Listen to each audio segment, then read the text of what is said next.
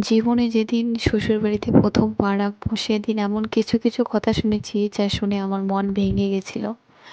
শ্বশুরবাড়িতে ১ম এ পা রাখার সময় শুনেছি আমি পছন্দ না আমার শাশুড়ি। কথাটা অবশ্য আমার মুখের উপরে বলেছে।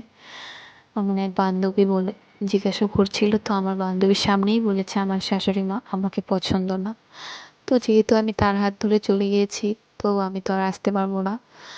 তারপর তারপর শ্বশুরবাড়িতে ১ম ঢোকার কয়েকদিন পরেই আমার গায়ের রং নিয়ে কথা শুনেছি, আমি দেখতে কালো, সুন্দরী। অনেক নানান কথা হয় আমার পিঠ পিছনে আমার ননদ অনেকেই অনেক কথা বলেছে যা আমাকে প্রচণ্ড খারাপ লেগেছে। খারাপ লেগেও কিছু করার নেই। আর একটা কথা জানো? যার জন্য আমি আমার মা-বাবাকে কষ্ট দিয়ে যার হাত ধরেছি, আসলে সেই আমার দুঃখটা বুঝলো না। খারাপটা তখনই বেশি লেগেছে।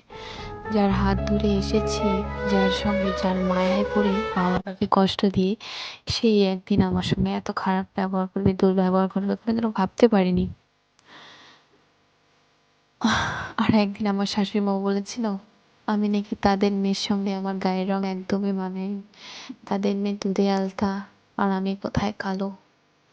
কথাটা অবশ্য আমার সামনে বলেনি, কিন্তু পেছনে বলেছিল, কিন্তু কথাটা কানে এসেছে।